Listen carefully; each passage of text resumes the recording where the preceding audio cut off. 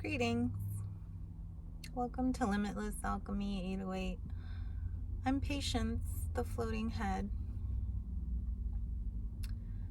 I had recorded this video earlier today and listening to it again as I usually do so that I can hear what I may have forgotten to say so I can make revisions or add-ons or whatever. And I feel like I got overly emotional and there were just a lot of distractions from coworkers, so I decided to do it again because yes, I am my authentic self and I am genuine with all of you. I usually will record my videos in one shot. I don't like to make too many edits or anything, but you know, things happen when you're recording and you have cuts, and in my last video I had a cut, and that's all well and good, but to remain authentic, to remain genuine with all of you, I work to avoid having edits or cuts. And that's why I have a lot of pauses and things, because I feel as though I want to say everything all at once. And yes, scripting would help, writing things down helps. I do write things down. I have a communication journal. But those are very, how could I say, they're a bit more, they're just as jumbled as me just going with the flow and recording, you know, just speaking what comes to mind. And that's also how I strive to remain genuine, is not scripting, just what comes to mind, speak from the heart, you know. But in my last video, I talked about parasocial relationships, and I also mentioned how even the relationships that we have in the 3D, in the physical reality, a lot of times we don't really know who that person is, despite what we may think or feel that we know about them. And that, you know, we've seen lots of stories of, I mean, people could say that those that know me in my personal life could say that they don't know who I am, and that's true. They don't know who I am because I'm not who I used to be. I don't think the same way that I did. I don't think the same way that I was conditioned to think. And I've always been a bit of a contrarian. And that's something I passed down to my son, which I'm very happy about. Even both my sons, they're pretty contrarian, and I love that about them. Don't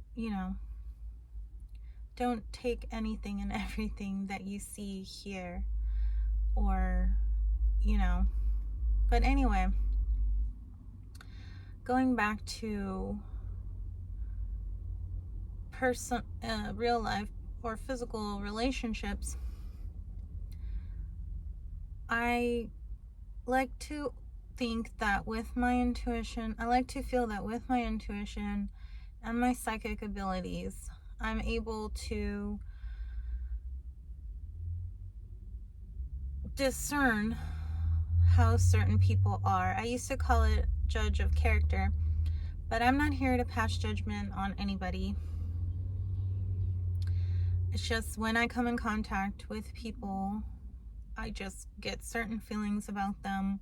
Things come to mind that I hear or see about them. And, I can control what they do, so I'm not going to accuse anyone of anything. I just let them unreveal themselves in the time that they're meant to do that. Jumping to conclusions, something I used to do and have learned that I don't know everything, right? A wise being knows they don't know everything.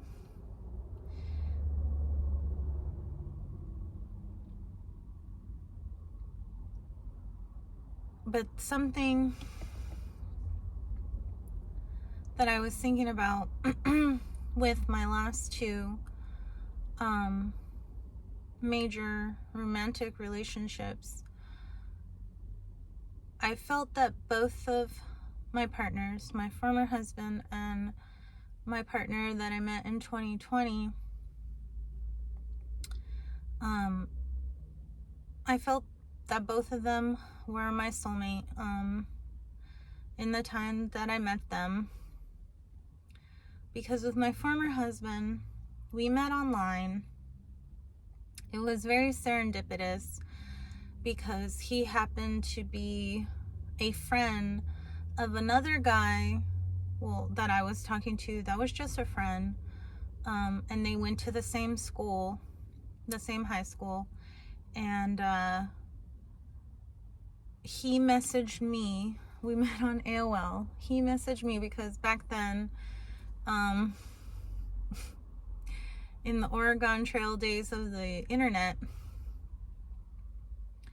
you created a profile on AOL, and then people could search profiles, and you could toggle for whoever was online at the time you're searching. And I happened to be online when he was searching, and he had just moved to the area that I was living near. And he instant messaged me, a DM as we know it today. And we were talking and about music and movies, and we had a lot of shared interests in those things. And then he asked me what my birthday was, and I told him, and in my mind I said, he's gonna say he has the same birthday. And sure enough, he does have the same birthday. He's 12 hours older than me. He was born in the morning and I was born at night. And then he asked me my birthday, or no, my last name. I'm sorry. And when he asked me that, I said, watch, he's gonna say he has the same last name too.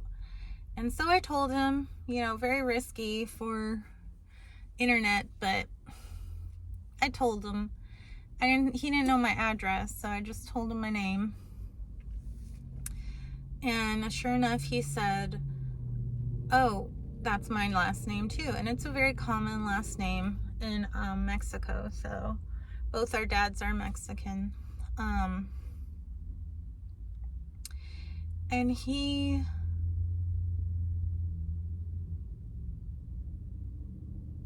was like, he told me everything about him, like personal things. And so I said to myself, okay, if this is truly who this person says they are, when my friend comes online, I'm going to ask him and verify everything that this person is saying. And as soon as I said that, my friend's name popped up in my friend list. He literally came online right after that. And I said, hey, do you know this person? Is this his birthday? Is this his last name? This and that. And he was like, yes, I know him. They went to a very small school. So everybody knew everybody. And I said, okay. So then I started talking to him, and truly felt like he was my soulmate. And towards the end of the relationship, we had broken up for a year. I had left him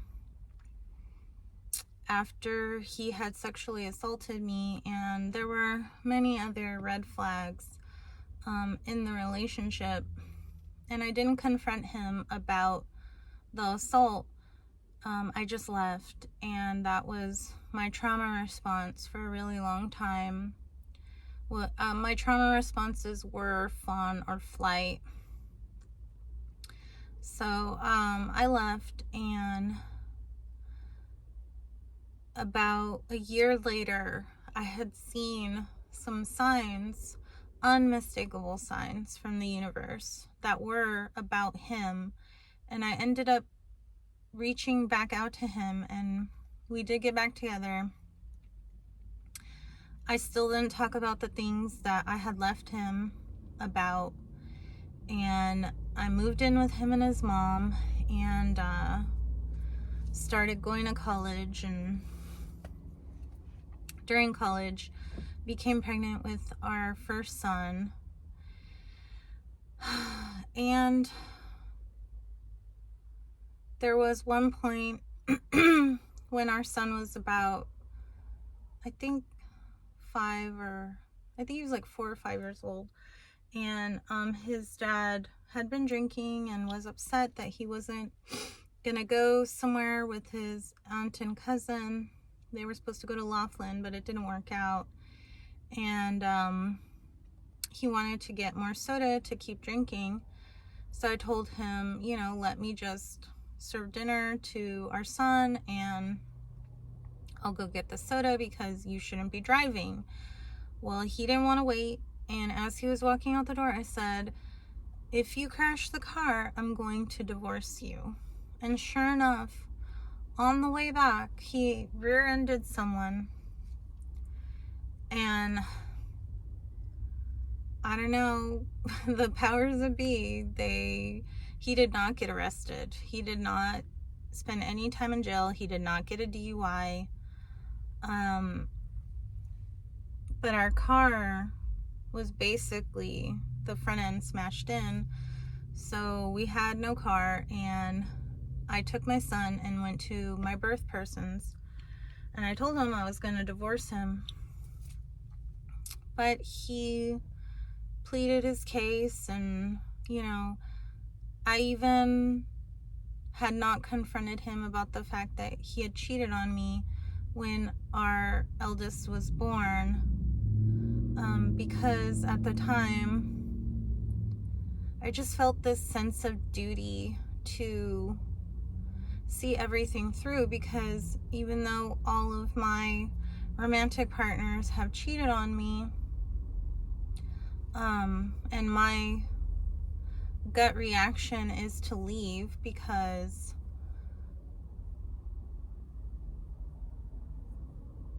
if they, the reason why I would leave is because I know my worth, and in those moments I felt that they didn't know my worth, they didn't see my worth. But now looking back, I realized they just didn't see their own worth. They didn't have enough confidence in themselves to meet me where I'm at and be faithful in the relationship, because I am someone who's very faithful. I am someone who is, a firm believer in fidelity. I'm open to, open relationships and things, ethical, non-monogamy. That's not something that bothers me. But if you want to be monogamous with me, then be monogamous. Make a choice, make a decision, stick with it.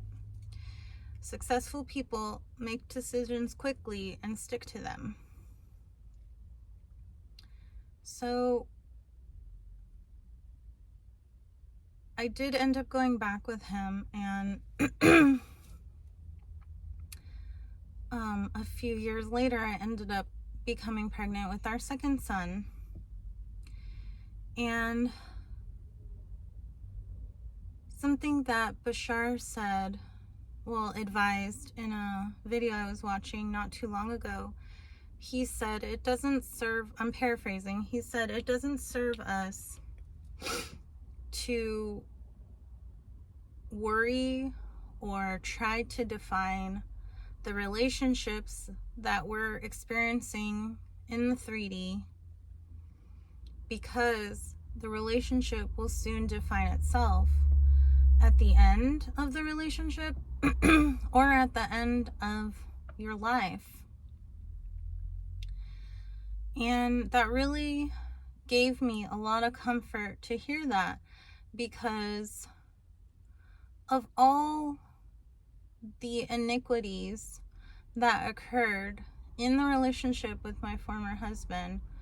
And, you know, marriage is the ultimate commitment, right?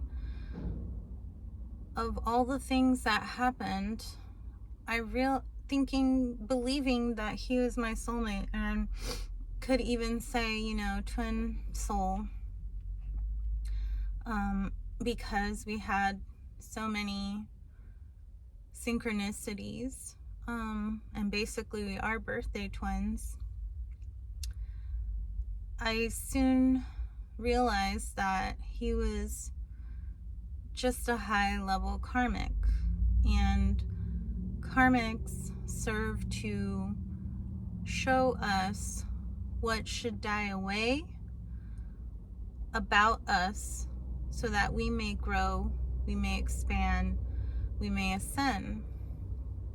And I didn't realize it up until a year ago that he reflected to me the enmeshment that I was in with my mother, because he is in enmeshment with his mother. And I realized that when we first started dating, more so when I moved in with them. I realized it big time. Confirmation burp, thank you. But I never said anything to him, because people need to work, you know, figure things out on their own, right? Yes, if they ask for your assistance, your opinion, your insight, okay, you can give it to them. But it's like you can't force people to realize what is in their life. All you can do is reflect it, and that they work to see it, right? See that reflection. So with that, when I met my ex, my current ex, in 2020, the first night we met, something in me said, he's different.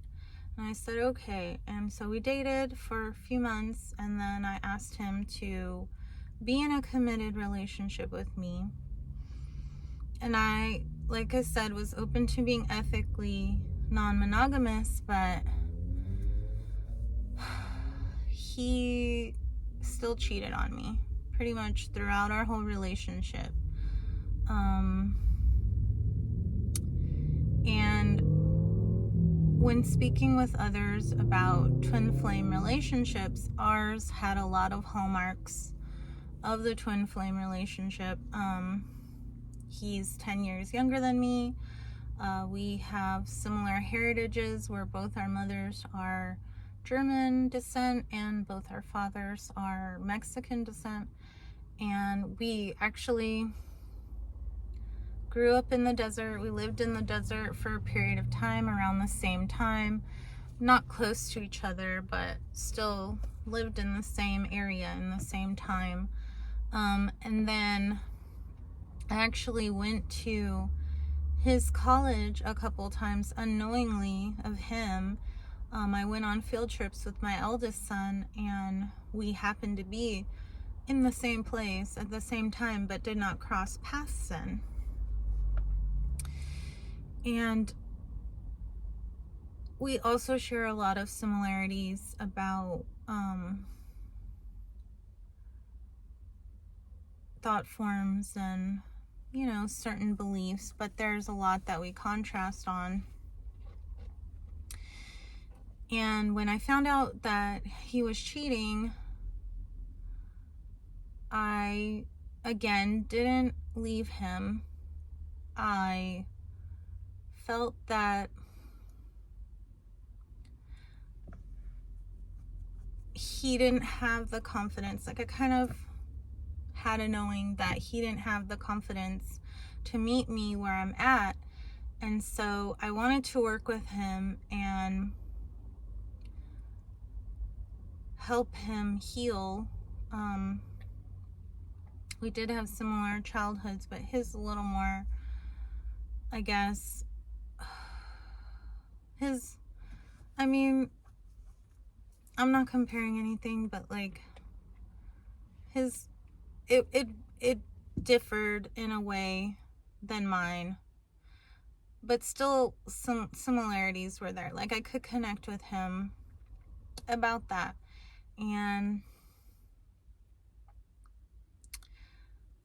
so when I found out he was cheating, I was like, okay, we can work it out. We can talk about it. I even was like,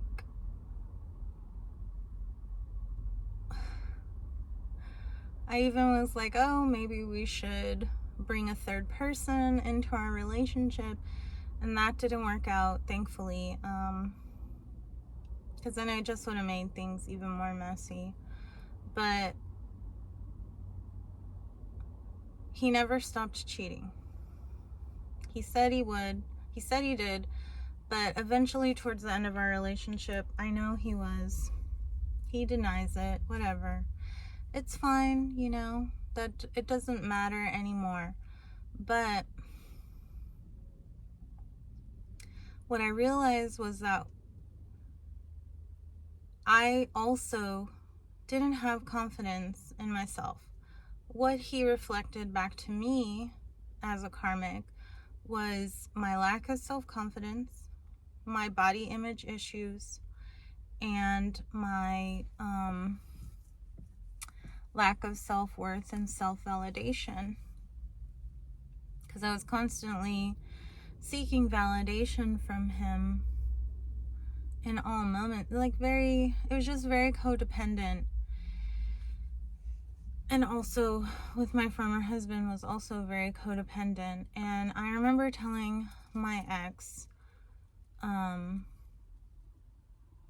the end of our relationship last year, I said, I always felt that my soulmate, my true love, would never cheat on me. I would never have to worry about that person being around other people because they will never have to worry about me. Because I have been cheated on so many times, I could not do the same to someone else. And while I did emotionally cheat on my ex-husband towards the end of our relationship with someone online, I felt really awful about that and decided that if I was gonna go this route, then the relationship is truly done. It is done. And so I ended it. I ended it right before lockdown of 2020. And there's never a great time. There's never a perfect time to end a very committed relationship, a very serious relationship. Because I shouldn't say committed, because if you are committed, then you go all in. You don't really do those things, hurt your partner.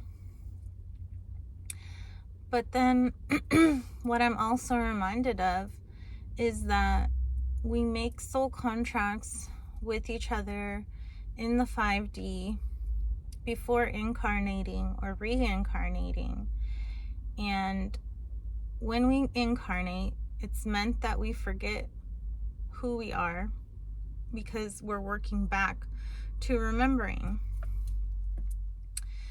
And we make these agreements with each other in the ether so that when we come back, when we meet them, in the time that we meet them, that's the moment that was agreed upon. And then we fulfill the soul contracts, whatever the agreements are, to bring children into the world, other souls into the world, to build together, to destroy together, just however the relationship pans out, that's what was agreed upon. And I really appreciate all the partners that I've had. I mean, even when I was a kid, those were very short-lived. I mean, I was never with anyone as long as I was with my former husband and my ex. We were together for years, and I'm just really grateful that they gave me these lessons so that I am the person that I am today, that I am the best version of self now, that I've always been the best version of self, but now I realize it.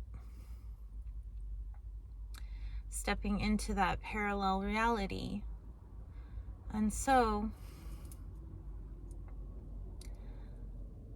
I don't harbor any negativity or ill will towards either of them, but I have my boundaries, and regardless of where they end up on their paths, I'm not part of it anymore.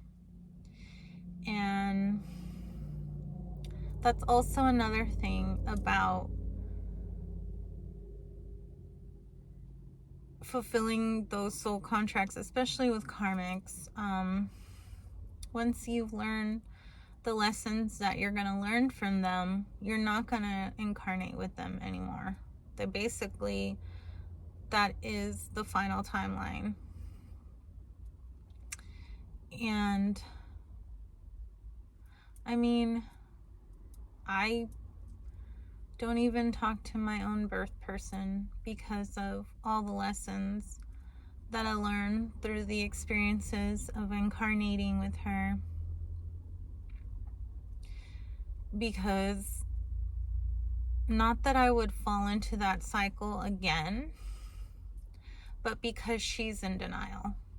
She's in denial of everything that has happened, everything that I've said, and feels entitled just because she brought me into this world. And as a child, I remember many times her telling me that she brought me into this world, she can take me out. I would never in a million years tell my children that. I have no right to take anyone's life. Yes, I am honored to be the portal for my sons to come into this existence, to be a part of this experience, because I know that both of my sons have so much worth and so much value and so many gifts to give, to raise the density of this earth. They're light workers for sure.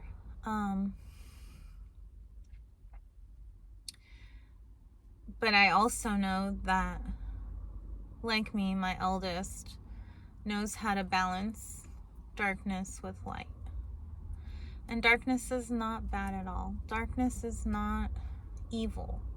There are things done in darkness that are not what we would say is good. But that doesn't make the darkness itself evil.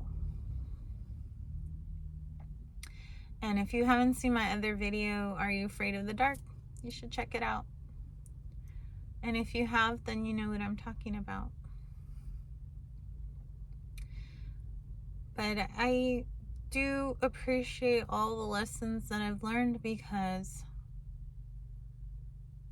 I have cultivated this relationship with myself where I'm just always choosing myself in everything, because all we have is ourselves. And when we cultivate the highest form of love, which is self-love, that is the greatest gift that we can give the world. Because when we love ourselves, then we can truly love others. Then we can truly support others.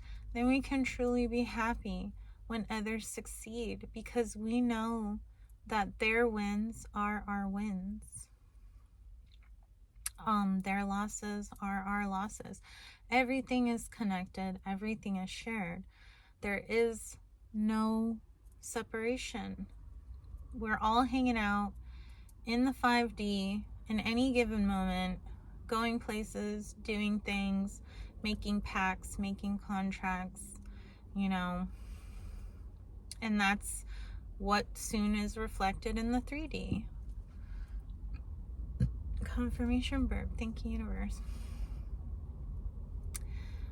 But I'm definitely really proud of how far I've come in life, and I'm so proud of you too. I'm so proud that you're here in this moment sharing this energy with me. I don't come on YouTube for external validation for myself. I validate myself in every moment. Yes, there are times when external validation brings comfort and brings joy to me, and that's fine. The whole point is to embody the human experience, the Aquarius energy, where you embody the energy of below as you embody the energy of above.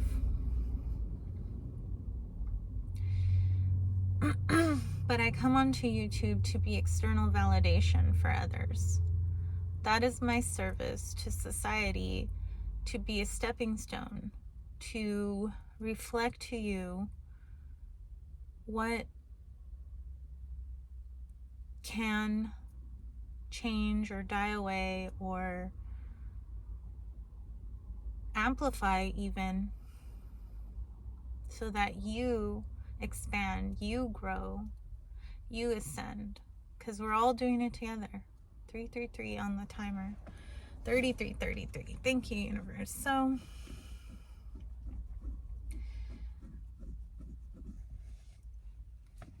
I pray that this video brought you insight, guidance, wisdom, peace, joy, and love that you cultivate for yourself. I'm not here to save anyone. I can only save myself, but I can impart my experiences and how I've transmuted them to others, so that it confirms possibilities for them. Because I appreciate when confirmation of possibilities are in my field as well. And before I end this video, I just want to talk a little bit more about twin flames, because there's a lot of people don't like to use the term twin flame, and I feel like universal counterpart is a bit less triggering. Twin flames are said to be two halves of the same soul, and that they are perfect mirrors of each other. Yes, we're all mirrors of one another, but the two halves of the same soul are perfect mirrors. They catalyze growth, change, and while karmics also do the same, twin flames or universal counterparts have a lot more intricacies and nuances to the relationship. And I have to say, I've been in an energetic relationship with someone since the end of my last physical relationship, and I've talked about this person before in one of my other videos. I think it was, Are You a Twin Flame or something? And regardless of what is going on in the 3D, I know that in the 5D, there's been so much between us that has been shared. And just know that when you're watching this, when you reach out to me, there's nothing to be afraid of. And I know that when you reach out to me, that is the moment we have agreed upon in the ether to reconnect. So with that, oh, I'm so sorry.